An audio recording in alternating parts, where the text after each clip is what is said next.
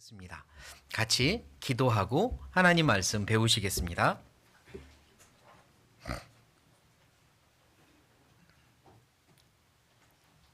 살아계신 하나님, 저희를 크고 놀라운 사랑으로 구원해 주시고 저희 영원한 천국의 소망을 주셔서 감사합니다. 같은 소망을 가진 귀한 형제자매들을 영원한 가족으로 주셔서 감사합니다. 주님이 소중히 여기시는 주님의 몸된 교회 안에 있게 하시고 이 교회 안에서 보호받고 성장하며 쓰임받게 해주신 걸 또한 감사합니다. 구원받은 이후로 마땅히 주님을 위하여, 주님의 영광을 위하여 주님의 자녀답게 그렇게 살아야 하는데 그러지 못할 때도 참 많음을 고백합니다. 그러나 여전히 기다려주시고 참아주시고 기도해주시고 또 선한 계획을 세워주시는 하나님께 감사합니다. 주님을 만나는 그날 떳떳하고 자랑스럽게 서기 원합니다. 잘했다 칭찬받기 원합니다. 어떻게 살아야 될지 가르쳐 주십시오. 인도하여 주십시오. 주님께서 원하시는 그 길을 따라 걸을 수 있는 우리가 되게 도와주십시오. 세상에 많은 어려움들 그리고 근심하고 걱정할 만한 일들, 많은 유혹들이 있습니다.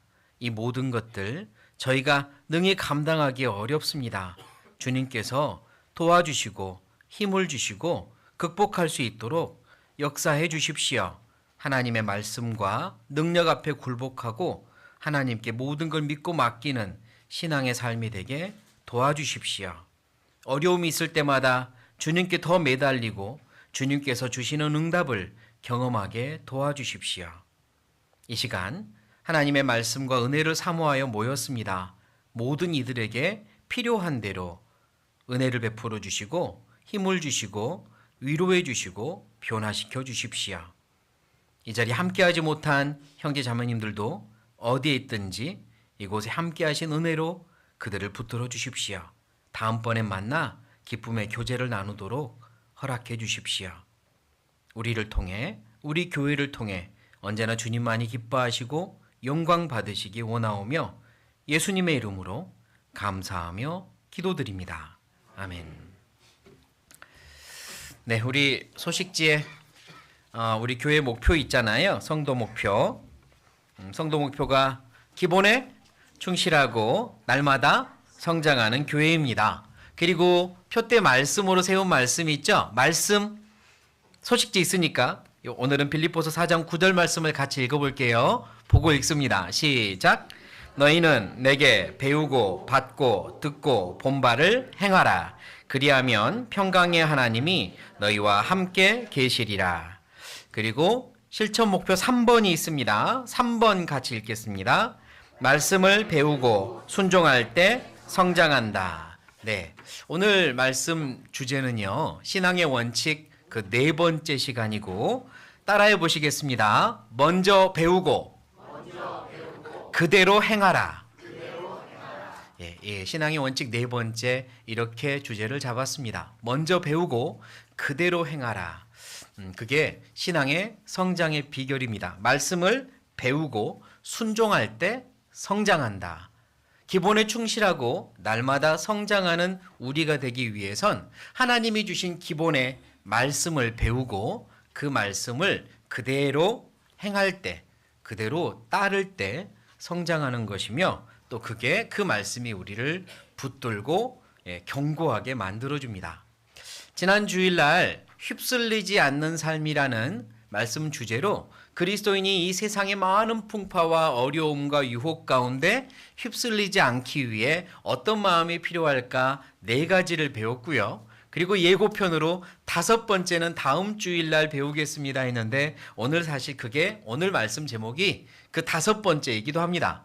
휩쓸리지 않는 삶을 살기 위해 필요한 건 오늘의 주제입니다. 자, 본문 말씀으로 마태복음을 찾겠습니다. 마태복음 7장. 마태복음 7장.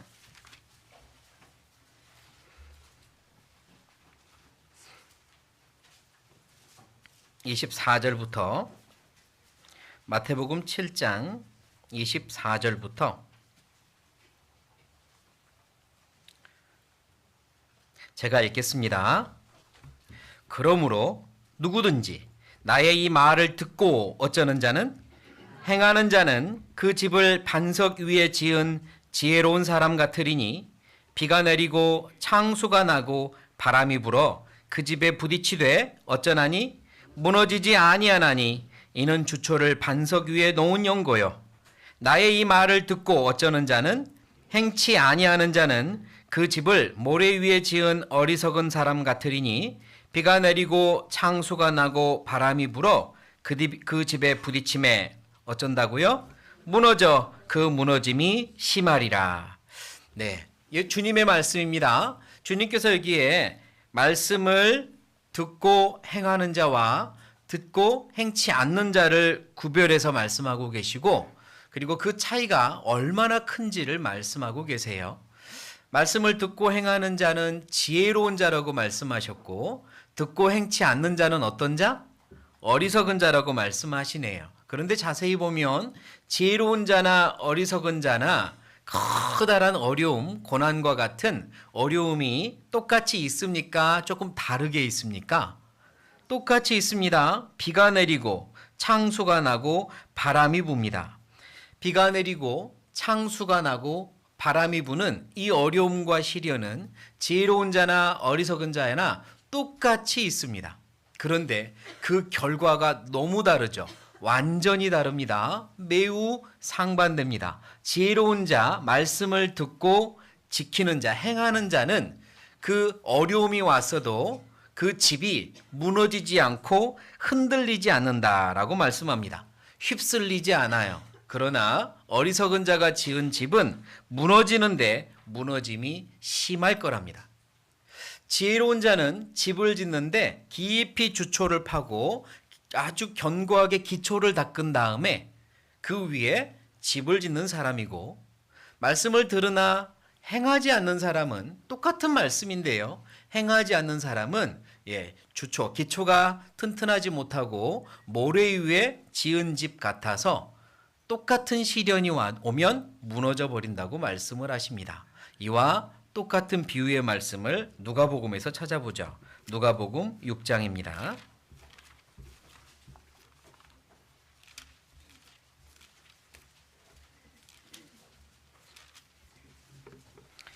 누가복음 6장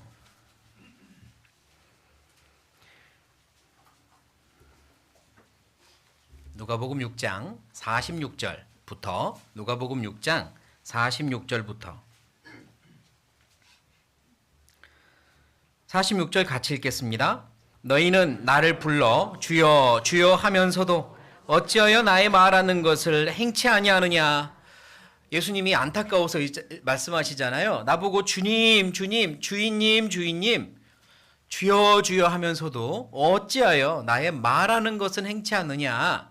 그게 어떤 것과 같은 줄 아느냐 이러면서 비유를 하십니다. 47절부터 제가 읽죠.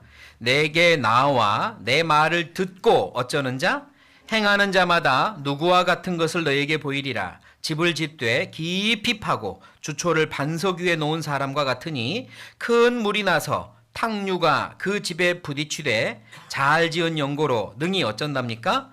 요동케 못하였거니와. 듣고 어쩌는 자는 행치 아니하는 자는 주초 없이 흙 위에 집 지은 사람과 같으니 똑같이 탕류가 부딪힘에 집이 곧 무너져. 같이 읽겠습니다. 파괴됨이 심하니라 하시니라.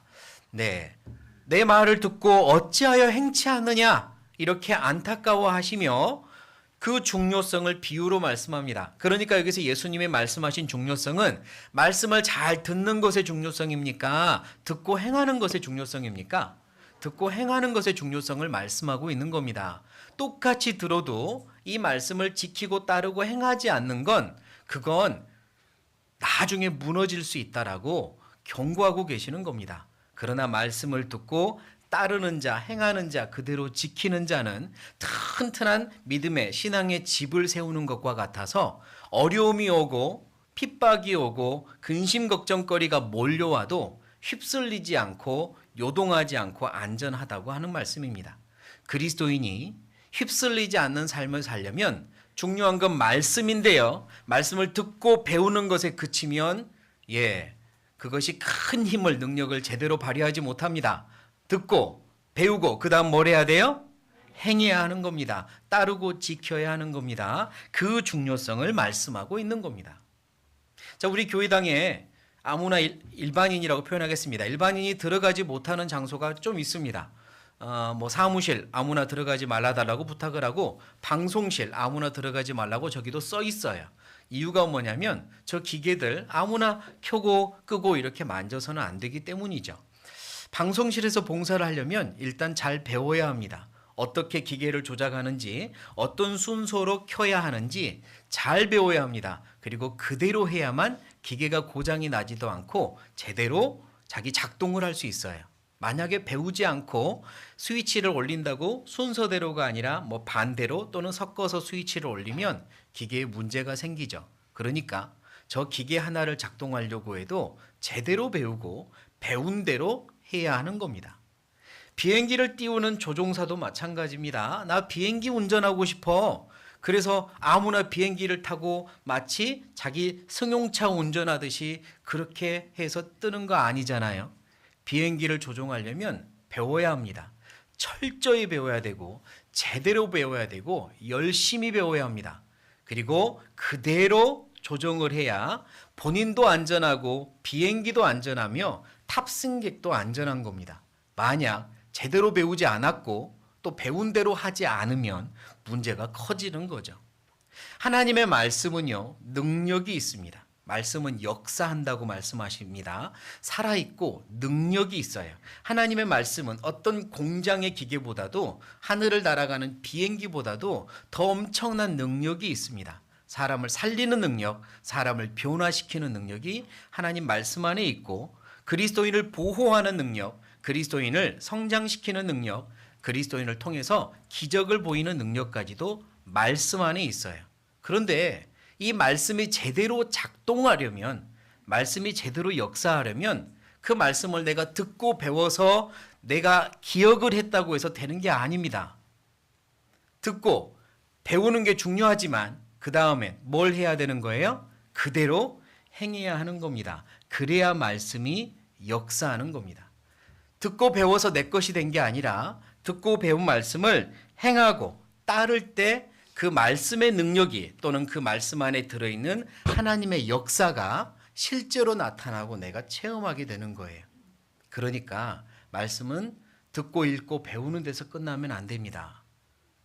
듣고 읽고 배우는 걸 한 단어로 마음에 받는 거라고 언젠가 말씀드렸는데요.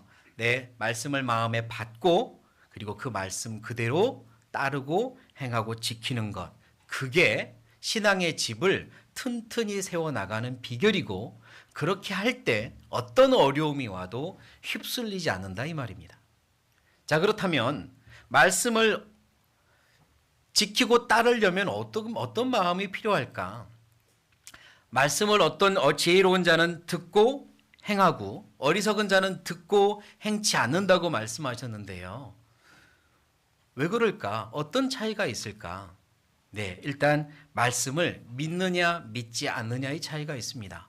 말씀을 정말 하나님의 말씀으로 그리고 그 말씀 안에 들어있는 하나님의 능력을 믿는다면, 말씀을 하신 하나님을 내가 인정하고 믿는다면 그 말씀 그대로 지키고 따를 수 있습니다. 그러나 말씀을 하나님의 능력의 말씀으로 믿지 않는다면 또는 내가 믿지 못한다면 그대로 따르기 어렵죠. 당연히요.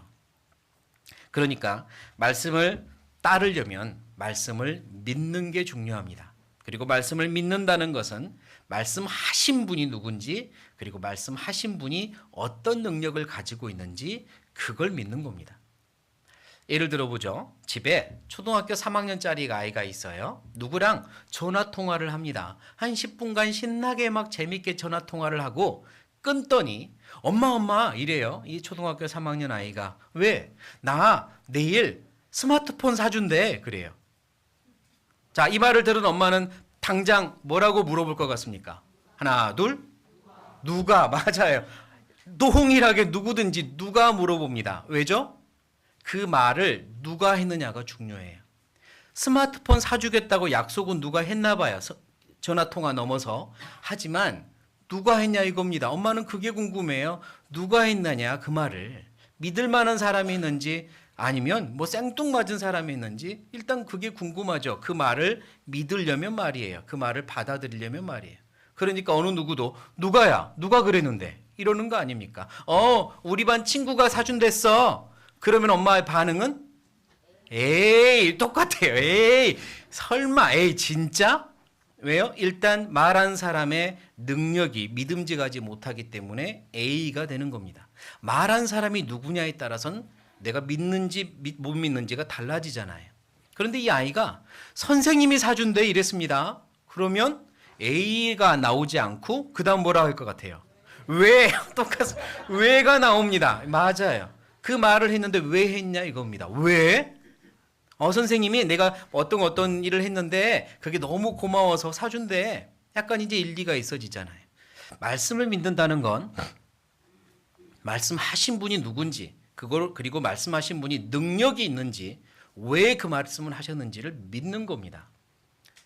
내게 주신 이 성경 말씀, 이 말씀 안엔 약속이 있고 능력이 있어요. 누구의 약속이냐면 하나님의 약속이죠. 나를 지으신 창조주의 약속이에요. 왜 이 약속을 주셨냐면 사랑하기 때문에, 가장 사랑하기 때문에 그분이 창조한 수도 없이 많은 피조물들, 나보다 크기를 비교할 수 없이 큰 저 많은 별들과 나보다 훨씬 외향적으로 아름다운 많은 자연물들과 경치가 있지만 그 모든 것을 다 희생해서라도 나를 사랑하기 때문에 심지어 자기 자신을 버리더라도 구원하고 싶은 나이기 때문에 나를 그만큼 사랑하시기 때문에 주신 약속이거든요. 그러면 능력 있는 하나님이 사랑해서 주신 약속이니 믿을 수 있잖아요.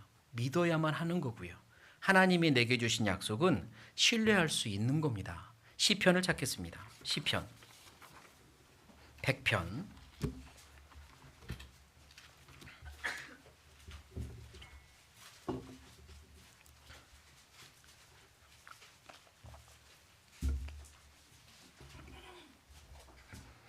시편 100편 3절 시편 100편 3절 같이 읽겠습니다. 여호와가 우리 하나님이신 줄 너희는 알지어다. 그는 우리를 지으신 자시요 우리는 그의 것이니 그의 백성이요 그의 기르시는 양이로다. 하나님은 나를 지으신 자입니다. 나는 그의 백성이고요. 나는 그분이 기르시는 양이에요. 그분은 다윗보다도 더 사랑하는 마음으로 자기 양인 나를 돌보십니다. 늑대나 곰이 나타나서 나를 잡아채려 할 때 절대적으로 나를 지키시는 분입니다. 그분께서 주신 약속이 성경 말씀이에요. 구약, 신약 다 언약 약자를 쓰잖아요. 성경은 하나님의 약속입니다. 나를 향한 약속들이 다 담겨 있어요. 모든 말씀에. 5절입니다. 5절 같이 읽겠습니다. 대저 여호와는 선하시니 그 인자하심이 영원하고 그 성실하심이 대대에 미치리로다. 항상 선하신 그분은 이 말씀 안에도 그분의 선한 마음을 다 담아두셨고요. 언제나 동일하게 성실하시고 언제나 동일하게 나를 향하여 자비로우시고 사랑하시고 인자하십니다. 모든 말씀 안에 그의 약속이 들어있어요. 심지어 강한 경고의 말씀, 강한 명령의 말씀도 약속이 들어있어요. 나를 향한. 그래서 하시는 겁니다. 군대를 예를 들어보죠. 한 하급 부하가 길을 걸어가고 있는데 높은 상관이 와서 너희들 이리 와! 명령을 내립니다. 지금 삽 들고 가서 저기 있는 빈 공터 다 파 그럽니다. 왜요? 군대에서 무슨 왜요야? 하라는 대로 해. 뭐 군대는 속된 말로 까라면 까잖아요. 그래서 해. 그러니까 가서 열심히 삽질을 했어요. 그리고 열심히 팠습니다. 끝난 다음에 그래 잘했어 했습니다. 그저 한 하급자가 손을 번쩍 들더니 수고했는데 휴가 주십시오 그럽니다. 휴가 주래요. 그런 말 할 수 있어요 없어요? 못합니다. 내가 왜 너한테 휴가를 줘야 되는데? 이럴 겁니다. 아니 고생을 시켰으면 보상이 있어야죠. 내가 언제 너한테 휴가 준다고 약속했어? 그게 무슨 말이야? 당장 그럴 겁니다. 군대만 그럴까요? 직장도 그렇죠? 누구 대리 오늘 밤까지 이 서류 다 완성해놓고 퇴근해. 밤새고 했습니다. 다음 날 이제 보고했습니다. 그래 고생했어 가봐. 그랬더니 대리가 아니 밤새 고생했으면 보상이 있어야죠. 그런 말 할 수 있을까요? 못해요. 상급자의 명령은 약속은 없어요. 그냥 시키는 겁니다. 그 안에 약속이 없다고요. 그러니까 해놓고도 바랄 수 있는 게 없죠. 하나님의 모든 말씀은요, 약속이 들어 있습니다. 명령에도 약속이 들어 있어요.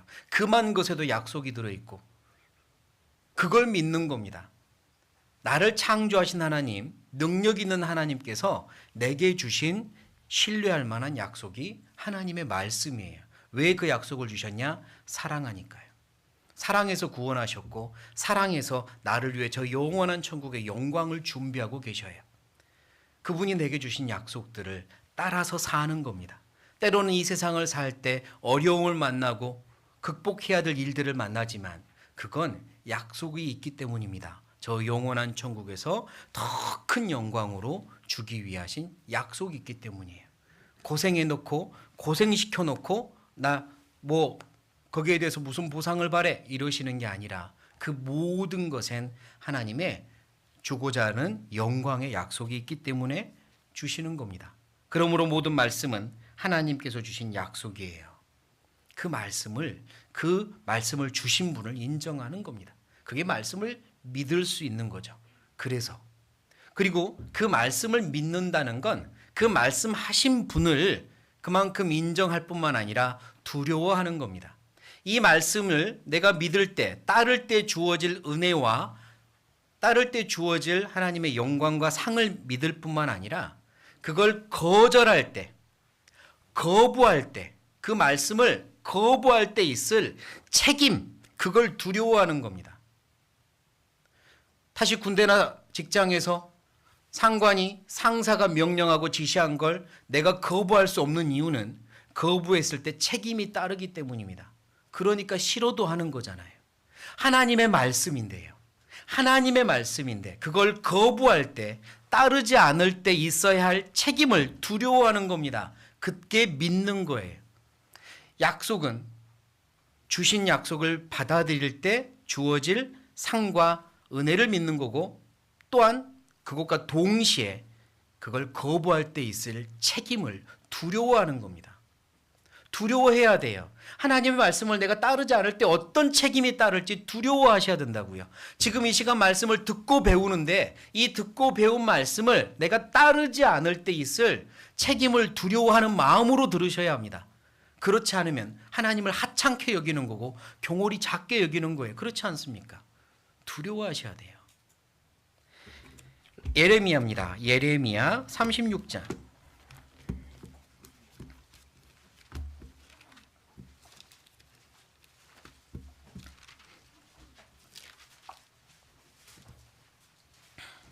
예레미야 36장 23절.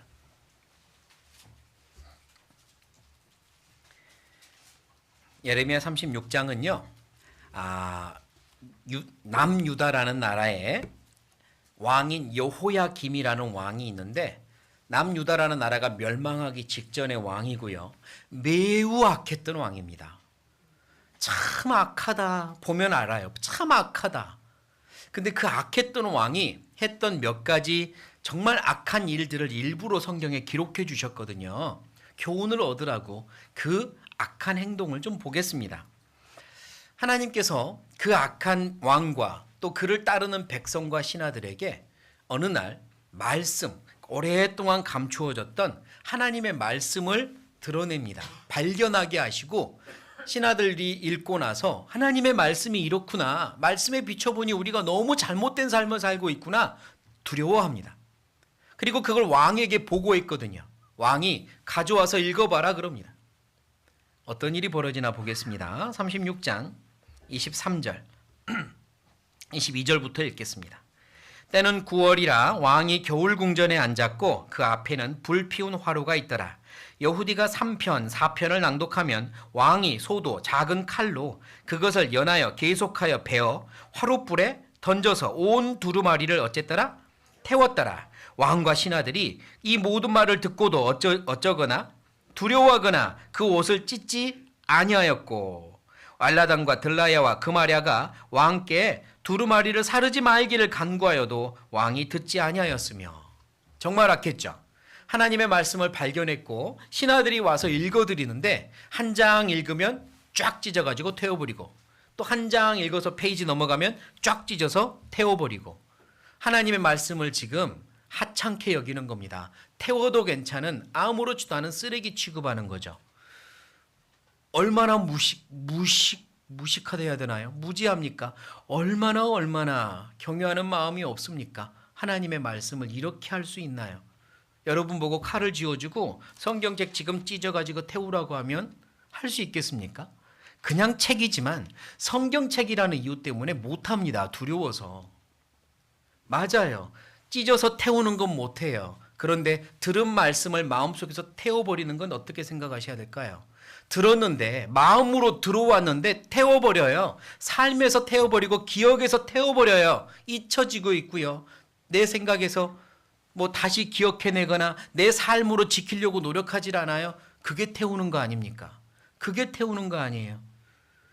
찢어서 태우는 여호야김이나 듣고 내 마음에 들어온 말씀을 아무렇지도 않게 태워버리는 나나 뭐가 다를까요? 하나님을 두려워하지 않는다면, 그 말씀을 따르지 않는 것에 대한 책임을 두려워하지 않는다면 여호야김이나 나나 뭐가 달라요?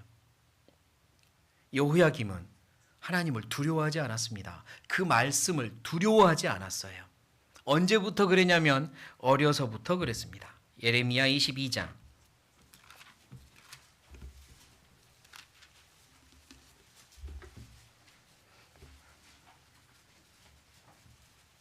예레미야 22장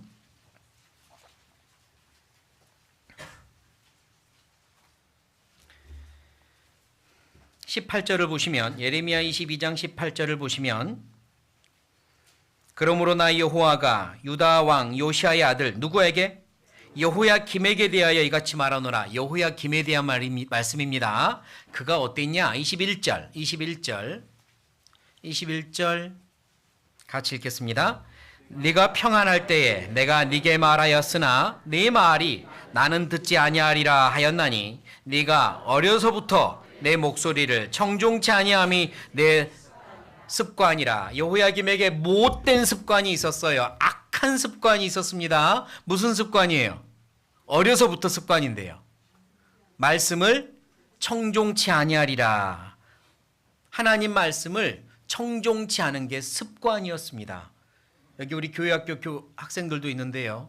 말씀을 청종치 않는 습관을 지금부터 기르시면 여호야김처럼 됩니다. 성인이 되어서도 그 말씀을 태워버려요. 아무렇지도 않게, 두려워하지 않아요. 어려서부터 말씀을 대하는 게 그랬습니다. 두려워하지 않았어요. 그 결과가 어떻게 됐을까요, 그럼? 그의 죽음이 어땠느냐를 여기서 18절에 말씀하는 겁니다. 하나님이 그를 어떻게 하셨을까요? 18절. 다시 제가 읽겠습니다. 그러므로 나 여호와가 유다 왕 요시아와 아들 여호야김에 대하여 이같이 말하노라. 무리가 그를 위하여 슬프다 내 형제여, 슬프다 내 자매여 하며 통곡하지 아니할 것이며, 그를 위하여 슬프다 주여, 슬프다 그 영광이여 하며 통곡하지도 아니할 것이라. 19절 읽겠습니다. 그가 끌려 예루살렘 문 밖에 던지우고 나귀같이 이렇게 죽습니다. 왕이요. 끌려가서요. 짐승처럼 매장함을 당해요. 이렇게 죽습니다. 그가 하나님의 말씀을 따르지 않는 것에 대한 책임을 두려워하지 않았기에 하나님은 그 책임을 물으셨습니다. 책임을 물으신 거예요. 어느 누구도 그의 죽음을 슬퍼하지 않았대요. 백성들이 그의 죽음을 슬퍼하지 않습니다. 너무 슬픈 일이잖아요. 하나님의 말씀을 두려워하지 않는 결과입니다. 뭐 다 이렇게 된다는 말씀은 아니겠지만 여호야김을 통해 우리에게 교훈을 주세요. 말씀을 두려워하지 않고 계속 그렇게 살면 책임은 지는 겁니다. 책임지게 돼 있어요. 그러니까 하나님의 말씀을 믿는다는 건 그분이 창조주시고 나를 사랑하는 분이시며 이 말씀 안에 그의 약속들이 들어있고 또한 그 말씀을 가볍게 여기고 배척할 땐 그에 대한 책임도 들어있다는 걸 믿는 겁니다. 하나님의 말씀은 그런 거예요. 군대 상관이나 직장 상사의 말과 다른 겁니다. 하나님의 말씀은 그걸 믿는 겁니다. 그래서 야고보서 찾겠습니다. 야고보서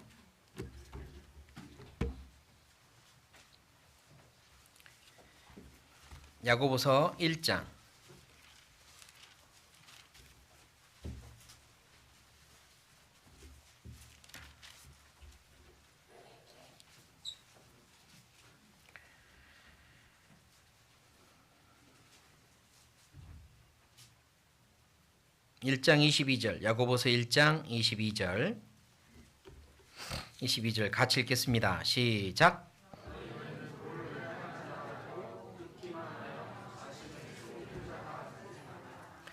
또 하나님의 말씀을 듣기만 하면 자기를 속이는 겁니다. 왜냐? 그 말씀은 하나님의 말씀이고 분명히 능력이 있으며 살아서 역사하기 때문에 내가 듣고 그 말씀이 내 마음에 들어오면 가만히 있을 수가 없으세요. 하나님의 말씀이 가만히 있을 수가 없습니다. 나를 변화시키려고 노력하세요. 그런데 그걸 내가 강하게 거절해서 행하지 않는 겁니다. 강한 자석이 있고 여기에 그 자석에 당연히 딸려 들어가야 할 쇠붙이가 있는데 아무리 자석이 옆에서 당겨도 쇠붙이가 따라오지 않는다면 그 자석의 힘보다 강한 힘으로 잡고 있는 거죠. 그러니까 따라오지 않고 붙지 않는 거잖아요. 하나님의 말씀이 들어왔는데 말씀을 따르지 않는다? 더 강한 힘으로 잡고 있는 겁니다. 그 강한 힘으로 잡는 존재가 누구일까요? 나잖아요. 하나님의 말씀을 들었는데 따르지 않는다? 그건 자기를 속이는 겁니다. 하나님의 말씀을 강하게 거부하고 따르지 않으면서 모른 척하고 있는 자신이에요. 말씀을 들으면 따라야 합니다. 따를 수밖에 없어요. 행해야 합니다. 그래야 신앙이 견고해지고 휩쓸리지 않아요. 말씀에 능력이 있습니다. 그래서 말씀을 배울 때는 간절한 마음으로 배워야 돼요. 말씀을 배울 때는 따르겠다는 마음으로 결심으로 배우는 겁니다. 시편입니다. 시편 119편.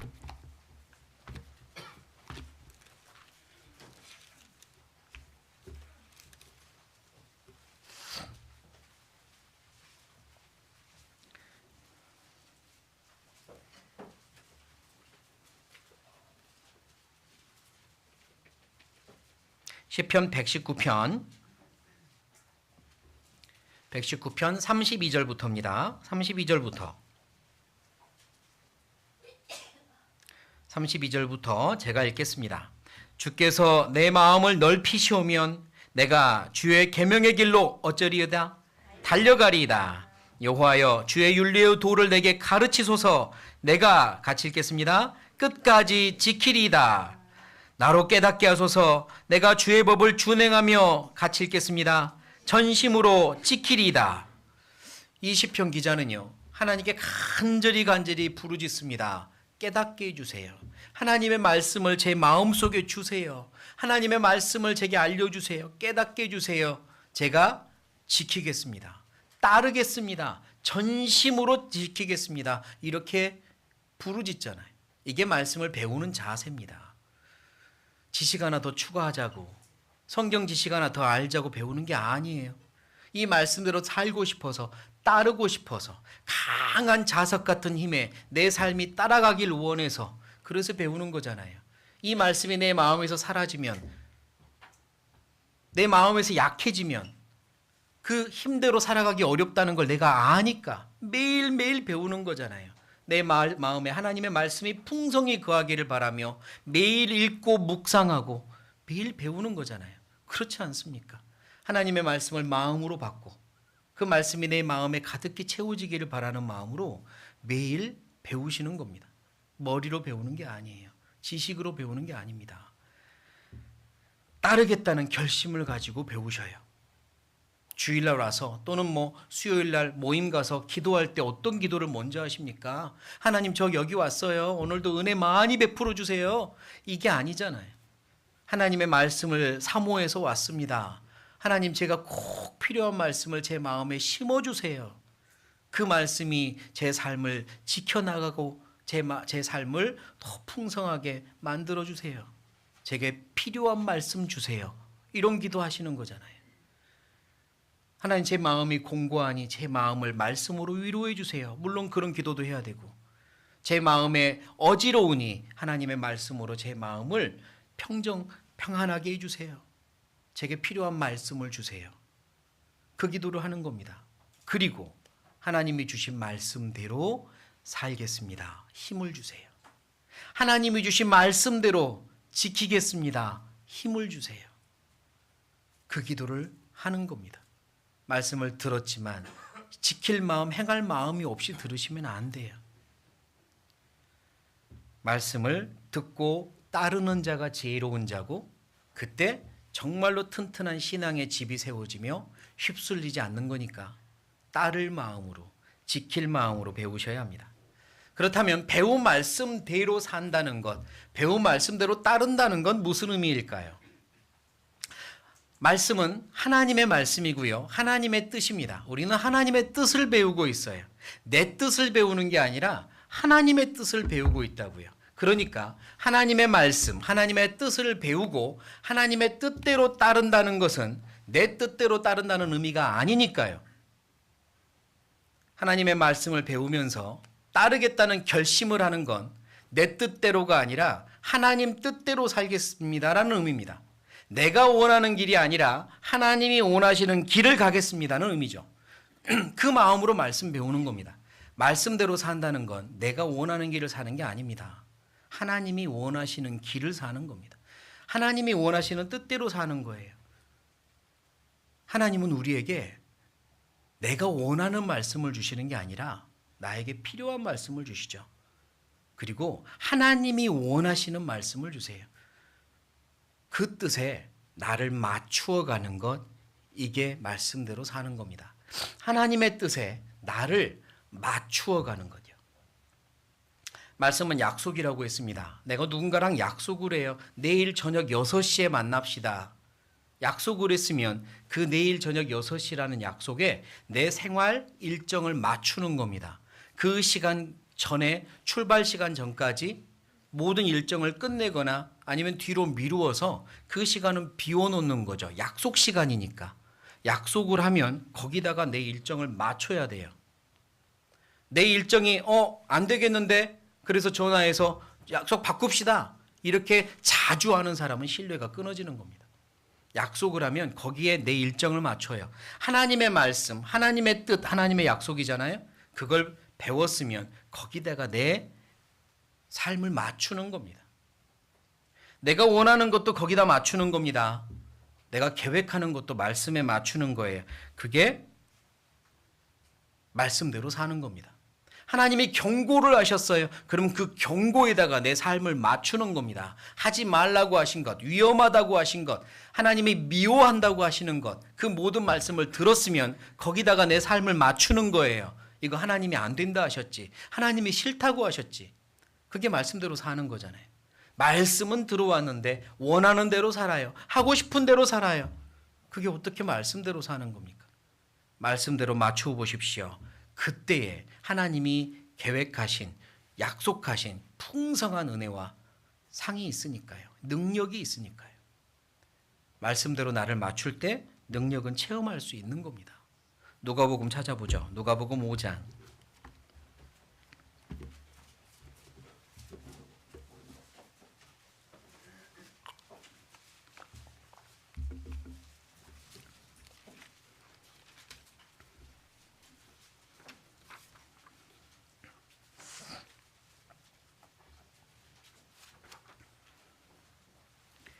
누가복음 5장 5절. 5장 5절. 같이 읽겠습니다. 시몬이 대답하여 가로되 선생이여 우리들이 밤이 맞도록 수고를 하였으되 얻은 것이 없지만은 말씀에 의지하여 내가 그물을 내리리다 하고.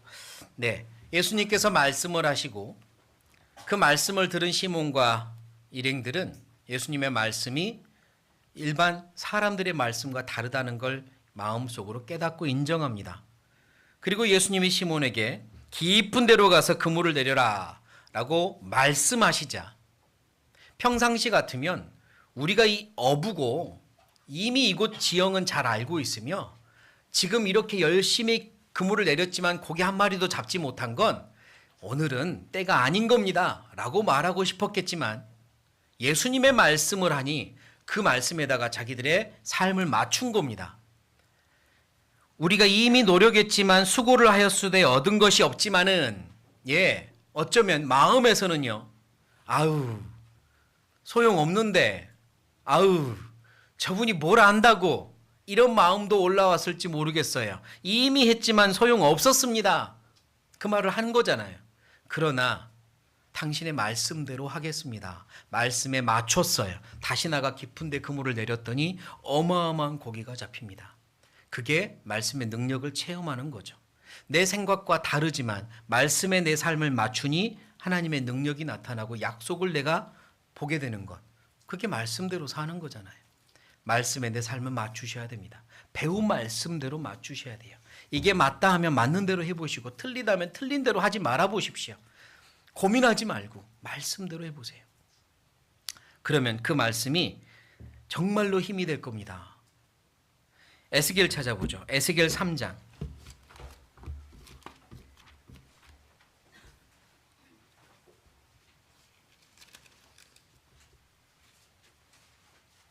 에스겔 3장 27절.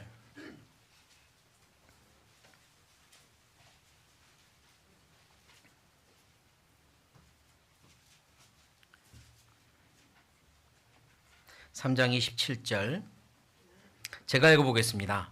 그러나 내가 너와 말할 때에 내 입을 열리니 너는 그들에게 이르기를 주 여호와의 말씀이 이러하시다 하라. 들을 자는 들을 것이요 듣기 싫은 자는 듣지 아니하리니 그들은 패역한 족속임이니라. 에스겔이 활동했던 남유다 시대에 에스겔은 하나님의 말씀을 전합니다.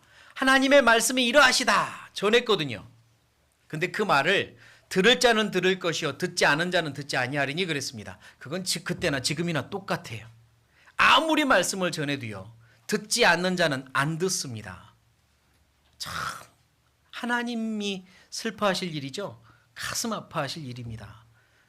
남유다 그 패역한 시대에 하나님의 말씀을 아무리 에스겔이 전파해도 듣지 않았습니다. 다 듣지 않았습니다. 나는 하나님의 말씀이 이러하시다라고 배우는데도, 끝없이 배우는데도 내 마음으로 받고 그 말씀대로 지키며 사는지 아니면 흘러 떠내려간 무시해버린 말씀이 더 많은지 돌아보셔야 됩니다. 이들은 패역한 자들이라. 하나님이 나에게 거듭난 그리스도인이지만 패역한 모습을 찾았다고 할지도 모릅니다. 들어야 됩니다. 그리고 지켜야 합니다. 하나님의 말씀대로 살려고 결심하고 그리고 그 말씀을 받으셔야 합니다. 말씀대로 산다는 건 그 말씀에 자기를 맞추는 겁니다. 또한 말씀대로 산다는 건 그 말씀에 의지하는 거죠. 그 말씀에 많은 어려움들까지도 다 의지하고 의탁하는 겁니다. 그 말씀을 신뢰하기 때문에 그 말씀의 능력에다가 내 모든 어려운 짐들을 또는 앞에 닥칠 어려움을 올려놓는 겁니다. 맡기는 거예요. 성경에 의뢰하다라는 구약의 말씀들이 있는데요. 맡겨놓고 마음이 평안해진다라는 의미입니다. 맡겨놓고 내 마음엔 요동이 없어요. 다니엘을 찾겠습니다. 다니엘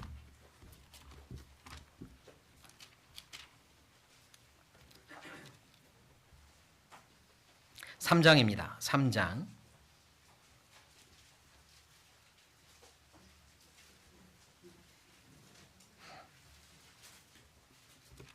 다니엘 3장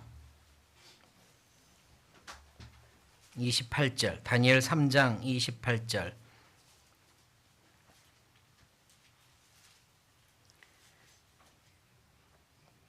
다니엘 3장 28절 제가 읽겠습니다. 느부갓네살이 말하여 가로되 사드락과 메섹과 아벳느고의 하나님을 찬송할지로다. 그가 그 사자를 보내사 갇힐겠습니다. 자기를 의뢰하고 그 몸을 버려서 왕의 명을 거역하고 그 하나님 밖에는 다른 신을 섬기지 아니하며 그에게 절하지 아니한 종들을 구원하셨도다. 다니엘 3장의 전체적인 내용은 다니엘의 3명의 친구가 당시 왕이었던 느부갓네살 왕의 명을 거역합니다. 어지간하면 왕의 명을 지켰을 텐데 왜 거역했냐면 자기가 만든 신상에다가 절을 하라고 명령을 했기 때문이죠. 하나님을 향한 온전한 신앙을 가지고 있었던 이 세 친구는 그것만큼은 지킬 수 없었습니다. 왜냐하면 진짜 왕이신 하나님을 그들은 경외했기 때문입니다. 그래서 그것만큼은 지킬 수 없었어요.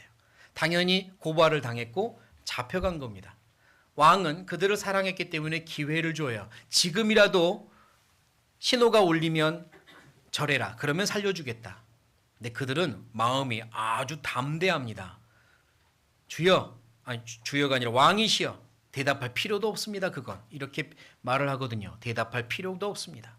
우리는 결단코 하나님 외에 당신의 만든 신상에 절하지 않을 겁니다. 하나님이 우리를 보호하실 겁니다. 혹 보호하지 않더라도 우리는 절하지 않을 겁니다. 왜? 보호하지 않으시면 그것도 하나님 뜻이니까요. 보호하지 않으신다면 그것도 하나님 뜻이니까. 우리는 어떤 일이 생겨도 하나님 외에는 다른 어떤 것도 절하거나 경배하거나 의지할 마음 없습니다라고 신앙을 고백합니다. 느부갓네살이 그들을 협박하며 하는 말, 어떤 신이 너희를 내 손에서 구원하겠느냐 그랬어요. 앞에 15절을 보겠습니다. 15절 끝부분입니다. 끝부분 15절 중간부터 읽겠습니다. 너희가 만일 절하지 아니하면 즉시 너희를 극렬히 타는 풀무 가운데 던져 넣을 것이니 능히 너희를 내 손에서 건져낼 신이 어떤 신이겠느냐? 어떤 신이 너희를 내 손에서 건지겠느냐? 그 어떤 신 안에는 하나님도 포함되죠. 네가 믿는 하나님이 너를 구원하겠느냐? 자기가 더 크고 능력이 있다고 말합니다. 세 친구는요. 아니요. 하나님이 훨씬 능력이 있습니다. 그분이 원하시면 보호하십니다. 그러나 그분이 원치 않으시면 보호하지 않는 겁니다. 그분이 나를 보호하지 않는다고 해서 그분이 약하다는 뜻이 아닙니다. 그분의 뜻이 있다는 거죠. 그래서 그들은 담대하게 믿음을 고백했고 그리고 왕이 활활 타는 불구덩이에 던지라고 말합니다.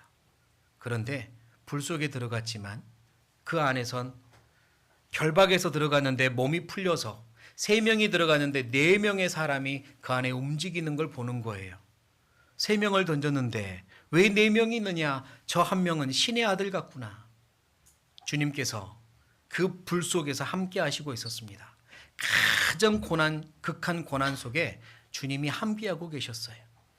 그리고 왕이 깜짝 놀라 다시 밖으로 나오게 해라 그랬더니 그들은 나왔고요.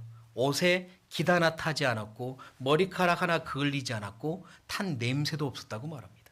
지켜주신 거죠. 그때 느부갓네살 왕이 말합니다. 26절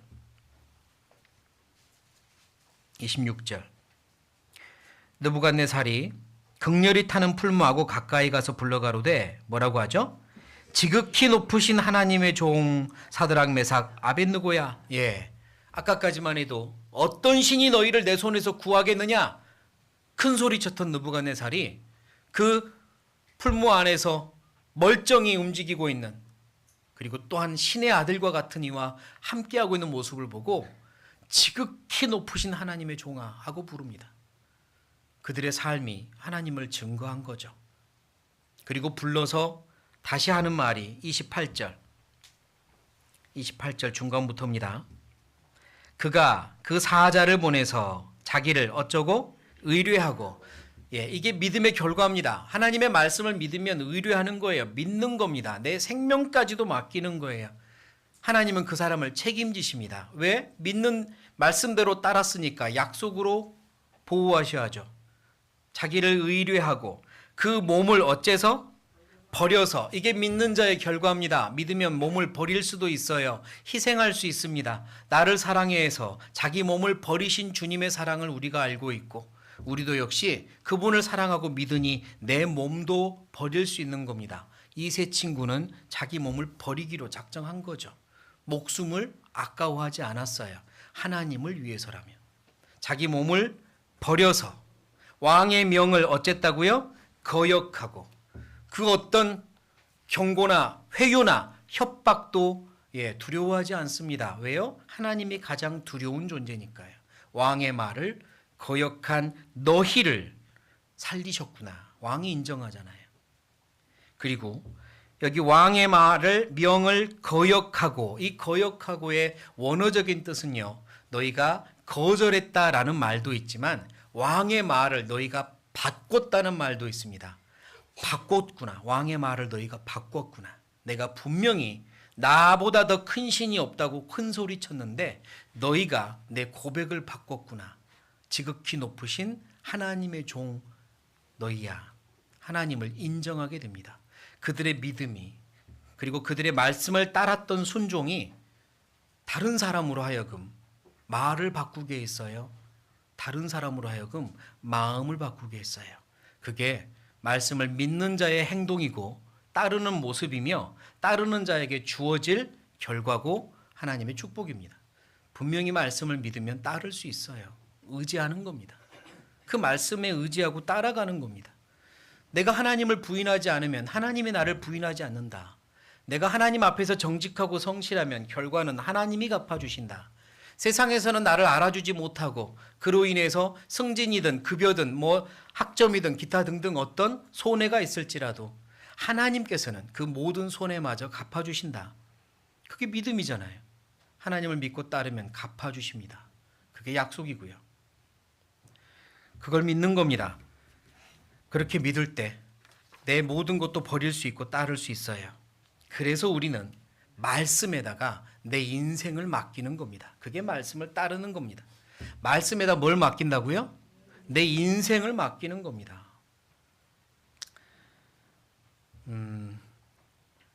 예를 들면은 슬픈 이야기지만 유언을 한다고 할 때 부모가 급한 어떤 병 중에 가슴 아프게 먼저 세상을 떠나야 하는데 사랑하는 아이가 남아 있어서 눈에 너무 마음에 밟히고 그때 이 아이를 누구한테 맡기고 좀 부탁합니다. 이 아이 좀 부탁합니다. 할 때 아무한테나 하겠습니까? 가장 믿을 만한 분, 가장 신뢰하는 분한테 그분 손잡고 이 아이 좀 부탁하겠습니다. 그러지 않겠어요? 가장 믿을 만한 분한테.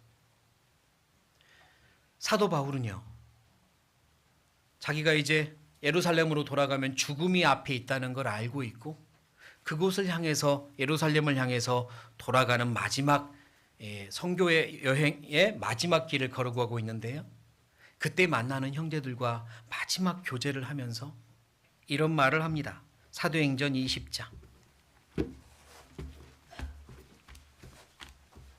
사도행전 20장.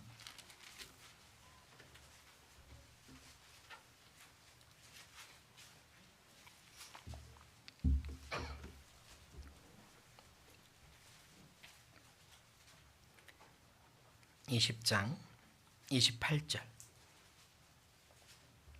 사도행전 20장 28절부터 제가 읽겠습니다. 너희는 자기를 위하여 또는 온 양떼를 위하여 삼가라. 성령이 저들 가운데 너희로 감독자를 삼고 하나님이 자기 피로 사신 교회를 치게 하셨느니라. 여기 에베소 지역의 교회의 이 장로들, 그러니까 감독자들을 만났을 때요, 특별히 더욱더 너희 자신을 위해 또 하나님의 교회를 위하여 자신을 돌아보고 늘 자신을 돌아보고 매진하라, 삼가라. 왜냐? 이 교회는 하나님의 피로 사신 교회란다 라고 설명을 합니다. 그리고 계속 읽어보죠. 29절. 내가 떠난 후에 흉악한 이리가 너희에게 들어와서 그 양떼를 아끼지 아니하며 또한 너희 중에서도 제자들을 끌어 자기를 좇게 하려고 어그러진 말을 하는 사람들이 일어날 줄을 내가 아노니, 그러므로 너희가 일깨어 내가 3년이나 밤낮 쉬지 않고 눈물로 각 사람을 훈계하던 것을 기억하라. 32절 같이 읽죠. 지금 내가 너희를 주와 및 그 은혜의 말씀께 부탁하노니 그 말씀이 너희를 능히 든든히 세우사 거룩해 하심을 입은 모든 자 가운데 기업이 있게 하시리라. 사도 바울이요, 그들에게 삼가라, 조심해라, 철저히 경계해라, 말씀 안에서 자신을 돌아보아라, 이 교회는 너무 중요하단다 라고 설명하면서, 아마도 늘 교회 역사가 그래왔고 사도 바울이 여기저기서 경험한 내용이 그래왔듯이 조만간 너희 교회 안에도 어그러진 말을 하는 사람들이 나타나서 유혹하고 미혹하고 잘못되게 하는 일들도 있을 것이다. 그러나 내가 너희를 하나님의 주님과 그리고 아까 읽었던 말씀이죠. 32절에 주와 및 32절입니다. 주와 및 어디에 부탁한다고요? 은혜의 말씀께 부탁하노니. 사도 바울은요, 그들을 어디에 부탁했냐면 말씀께 부탁합니다. 아까 부모님이 돌아가실 때 아이를 누구한테 맡기려면 정말 믿을 만한 분한테 부탁합니다라고 할 것 같은데요. 사도 바울은 내가 너희를 말씀께 부탁한다 그랬습니다. 말씀은요, 살아있습니다. 말씀에 능력이 있습니다. 하나님의 말씀이 너희를 보호하실 줄 믿는단다. 하나님의 말씀이 너희 안에 있고 너희 가운데 있으면 그 말씀이 너희를 지켜주고 보호할 걸 내가 믿는단다. 하나님의 말씀이 너희를 보호하실 것이다.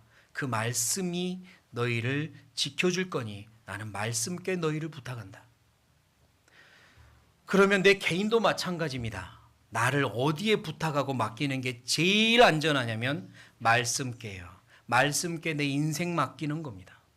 말씀께 내 장래를 맡기는 겁니다. 내 아이들의 장래도 말씀께 맡기는 거예요. 말씀대로 살면 됩니다. 하나님은 그 말씀에 능력과 약속을 심어주셨어요. 말씀대로 살면 됩니다. 말씀께 내 인생 부탁하세요. 말씀께 내 인생 맡기세요. 하나님의 말씀이 어떻게 하시는가 보시고 그 말씀대로 해보세요. 지금 당장 내 이성과 지성과 경험에 어긋난다 할지라도 말씀이 그러하시면 따라보세요. 하나님이 책임지십니다. 반드시 책임지세요. 말씀께 인생 맡기는 것, 그게 말씀대로 사는 겁니다. 그렇게 말씀을 배우고 말씀대로 살면 흔들리고 요동치지 않습니다. 신앙이 견고히 세워지고요. 휩쓸리지 않아요. 모든 신앙엔 어려움이 있습니다. 당연히 있어요. 비가 오고 창수가 나고 바람이 불고 탕류가 몰아친다고 말했습니다. 있어요. 세찬 바람이 불고요. 세찬 홍수와 같은 유혹이 있고요. 더러운 물줄기가 세게 부딪혀서 나를 넘어뜨리려고 하는 핍박도 있고요. 신앙 가운데 있습니다. 지혜로운 자나 어리석은 자나 다 있어요. 내가 지혜로운 자가 된다고 해서 말씀대로 산다고 해서 어려움이 없는 게 아니에요. 다 있습니다. 그 모든 일은 하나님이 나를 위하여 계획하신 선한 계획이에요. 그걸 통해 성장하고 그걸 통해 하나님께 매달리며 그걸 통해 내 삶이 완전해지는 겁니다. 주님을 점점 닮아가는 거예요. 그걸 통해서. 그래서 허락하십니다. 주세요. 그때 그 모든 일들을 이겨내고 우뚝 설 수 있는 비결은 말씀을 지키는 겁니다. 말씀대로 사는 거예요. 말씀대로 살면 신앙이 커지고 신앙이 커지면 어려움은 또 극복하고 어려움을 극복하는 그 경험을 통해서 또 신앙이 커지고 계속 반복되는 거죠. 여호수아입니다. 여호수아 3장.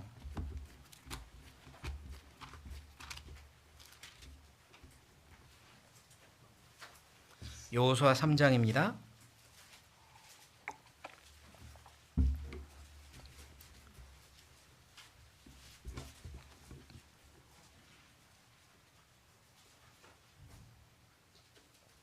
8절, 여호수아 3장 8절. 제가 읽겠습니다. 너는 언약궤를 맨 제사장들에게 명하여 이르기를 너희가 요단 물가에 이르거든 요단에 어쩌라? 들어서라 하라. 여호수아가 이스라엘 자손에게 이르되 이리 와서 같이 읽겠습니다. 너희 하나님 여호와의 말씀을 들으라 하고. 네, 이제 출애굽을 가나안 이 땅을 향해 왔던 이스라엘 민족이요, 광야 생활을 끝내고 드디어 가나안 땅에 들어갑니다. 들어갈 때 요단강을 건너야 합니다. 근데 그 요단강이 딱 그 시절이요, 15절을 보면 요단이 모맥 거두는 시기에는 항상 언덕이 넘치더라. 모맥 거두는 시기, 그 시기에는 비가 많이 오고 강물이 불어나서요, 엄청 강물이 세찬 시기입니다. 어떤 지리학자에 의하면 원래는 30m 폭으로 흐르던 이 강물이 그 시기에는 1.6km가 된다라는 기록이 있습니다. 굉장히 폭이 커지고 물살이 세진 거죠. 거기를 건너야 하는 겁니다. 이 많은 민족이요. 그때 하나님께서 여호와의 말씀이 이러하시다 하라. 뭐라고 명하시냐면 제사장들이 하나님의 언약궤를 메고 먼저 들어가라고 명하셨어요. 먼저 들어가라. 저 센 물줄기, 저 강한 홍수와 같은 물줄기가 내려오고 있는데 언약궤 메고 들어가래요. 그러면 휩쓸리지 않을 거라는 겁니다. 휩쓸리지 않을 거다. 들어가라. 그 말씀을 들은 제사장들은 그리고 민족들은 명대로 합니다. 믿었기 때문이죠. 하나님의 약속을 믿었기 때문이에요. 홍수를 만드신 분, 멈추게도 하실 수 있는 분, 하나님의 약속을 믿었기에 제사장들이 언약의 상징인 하나님과의 언약을 상징하는 언약궤를 어깨에 메고, 다시 말해서 그 말씀 아래 우리가 있습니다. 말씀 아래 우리가 굴복합니다. 말씀이 우리를 다스립니다. 말씀을 어깨에 메고 한 발짝 들어갑니다. 15절입니다. 요단이 몸에 거두는 시기에는 항상 언덕에 넘치더라. 궤를 맨 자들이 요단에 이르며 궤를 맨 제사장들의 발이 물가에 잠기자 곧 위에서부터 흘러내리던 물이 그쳐서 심히 멀리 사르단에 가까운 아다무 변방에 일어나 쌓이고, 그 말씀대로 그 발이 물속으로 들어갔더니 물이 멈추고 쌓입니다. 휩쓸리지 않았어요. 휩쓸리지 않는 비결입니다. 말씀대로 하면 돼요. 말씀을 내 삶의 주인으로 모시고 따르면 됩니다. 휩쓸리지 않아요. 그리고 그 경험을 반복하면 믿음이 견고해집니다. 어떤 일에도 말씀 우선으로 살 수 있어요. 어떤 고난이 와도 말씀으로 이겨낼 수 있습니다. 시편 119편입니다. 시편 119편.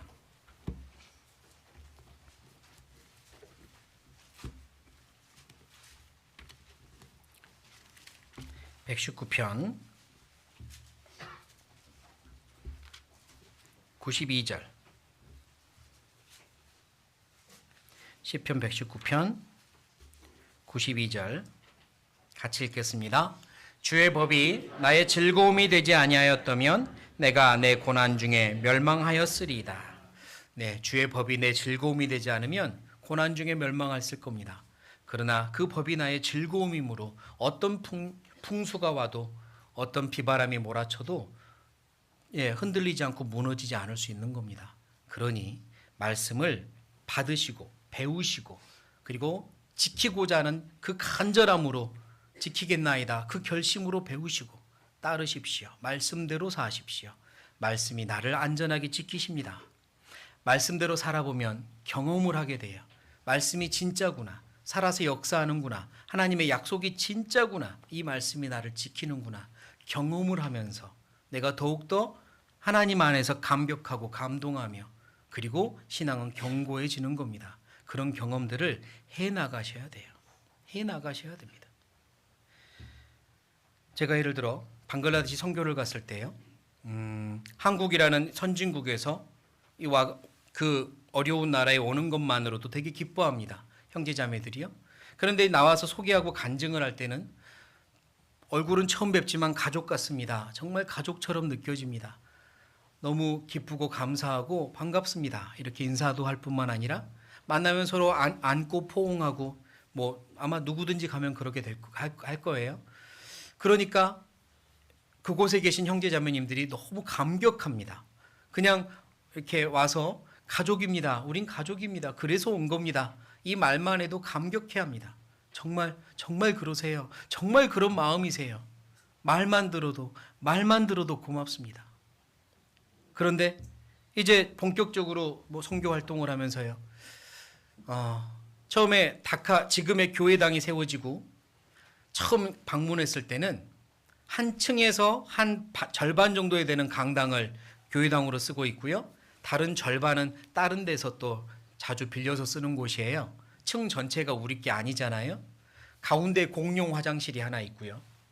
처음 갔을 때는 화장실이 매우 지저분했습니다. 왜냐하면 공용 화장실이니까, 공동으로 쓰는 화장실이니까 이 다카교회 형제자매들도 그거를 깨끗하게 치울 마음도 사실은 없었던 것 같기도 하고, 또 저 정도면 깨끗한 정도, 이제 비교해 봤을 때 우리가 봤을 때는 매우 더럽지만 깨끗한 정도라고 느꼈던 것 같아요. 근데 처음에 그때 처음 그 교회당을 갔을 때 한 형제님이요, 나이 지긋한 봉사의 형제님이 어디서 구해왔는지 수세미랑 뭐 세제랑 뭐 장갑이랑 가지고 와서 바닥바닥 닦기 시작했습니다. 푹푹 닦아댔어요. 광나도록 닦아댔습니다.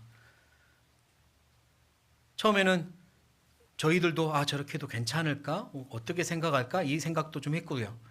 근데 나중에 간증이에요. 그 형제자매들이 깜짝 놀랐답니다. 가족이라고 간증할 때도 놀랬지만 정말 허리 숙이고 무릎 굽혀서 화장실을 닦아주는 모습을 보며 진짜구나. 저분들의 마음이 진짜였구나. 진짜 우리를 사랑하는구나. 정말 같은 가족이구나. 그렇게 깜짝 놀랐다는 간증을 하고 두 번째 그 다음에 갔을 때는 정말 반짝반짝했습니다. 화장실이요. 정말 깨끗하게 이제 더 자기들이 더 알아서 그렇게 전체를 깨끗하게 하더라고요. 그때 어떤 생각이 들었냐? 말로도 감동을 줄 수 있지만 행함으로 경험할 때는 더 큰 감동이 있는 거잖아요. 말씀이 그렇습니다. 하나님의 말씀을 읽을 때 마음의 깨달음이 있죠. 말씀에 너무 큰 깊은 깨달음과 어떤 평안이 느껴질 때도 있습니다. 어떤 말씀이 나를 매우 기쁘게 만들 수도 있어요. 그러나 그것보다 더 중요한 건 경험에서 느끼는 겁니다. 이 말씀을 따랐을 때 내게 주어지는 엄청난 감동, 따랐을 때 주어지는 그 약속이 이루어지는 걸 체험하는 그 기쁨은 말씀을 읽고 들으면서 깨닫는 것과는 다릅니다. 따르면서, 지키면서 하나님이 약속을 이루어지는 걸 경험하고 그때 하나님을 더 사랑하고 신뢰할 수 있으며 신앙의 집이 튼튼하게 세워지는 겁니다. 그럴 때 어떤 어려움이 와도 무너지지 않는 거죠. 그게 신앙입니다. 그렇게 세워지는 거예요. 점점 하나님을 의지하며 하나님께 미치도록 잘하는 겁니다. 말씀대로 살 때 더욱더 가능해질 겁니다. 빌립보서입니다. 4장.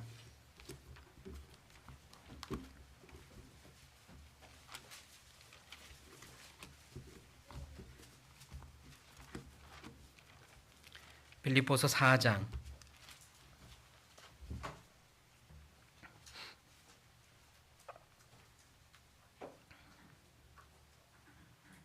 4장 11절, 빌립보서 4장 11절, 12절, 13절, 11절부터 13절까지 같이 읽겠습니다.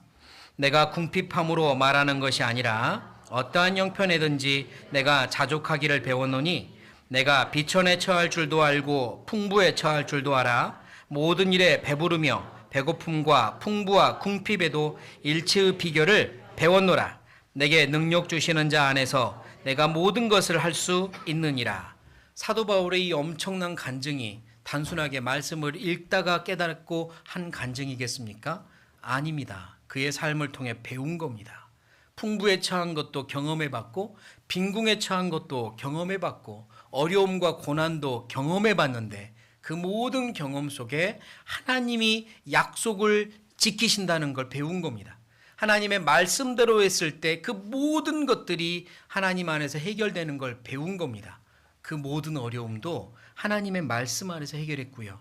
그러다 보니 이제 더욱더 자신 있게 간증하는 겁니다. 일체의 비결을 배웠다. 내게 능력 주시는 자 안에서 내가 모든 걸 할 수 있다. 이건 경험한 사람이 할 수 있는 간증이죠. 경험한 사람이.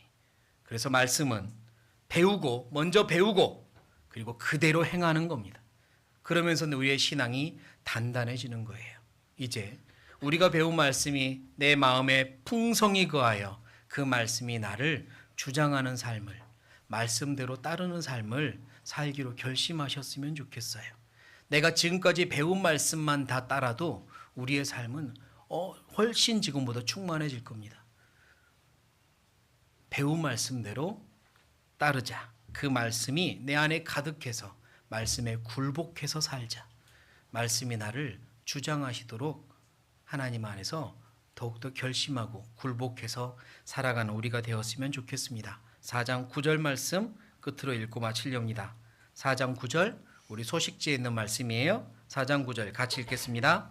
너희는 내게 배우고 받고 듣고 본 바를 행하라. 그리하면 평강의 하나님이 너희와 함께 계시리라. 같이 기도하시겠습니다.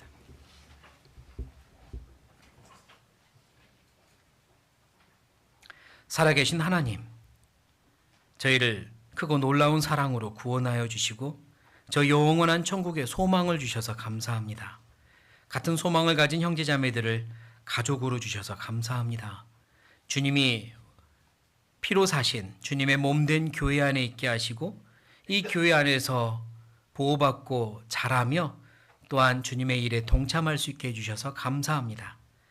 마땅히 주님의 자녀답게 주님을 경외하며 사랑하며 남은 인생을 살아야 하고 또 그렇게 살고 싶으나 자꾸 넘어지는 우리의 모습을 봅니다.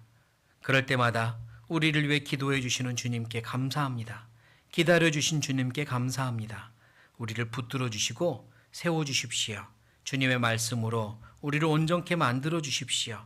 말씀을 배우고 따르며 성장하게 도와주십시오. 우리를 통해 주님의 뜻이 이루어지기 원합니다. 우리를 사용하여 주십시오. 어떤 어려움을 만나도 힘들고 슬픈 일을 만나도 걱정스럽고 염려되는 일을 만나도 주님께 믿고 맡기며 의지하는 신앙을 갖기 원합니다. 도와주십시오. 우리가 주님을 따를 때 주님께서 역사하시는 걸 보고 깨닫고 경험하기 원합니다. 도와주십시오. 우리를 통해 오직 주님만이 영광 받으시기 원합니다. 우리 교회를 통해 주님의 뜻이 나타나기 원합니다. 저희를 주님의 뜻대로 사용하여 주시고 주님의 뜻대로 살기 위하여 우리 모두를 사랑으로 하나 되게 묶어 주십시오. 이 시간 이후의 모든 일정도 오로지 하나님께 부탁을 드리며 예수님의 이름으로 감사하며 기도드립니다. 아멘.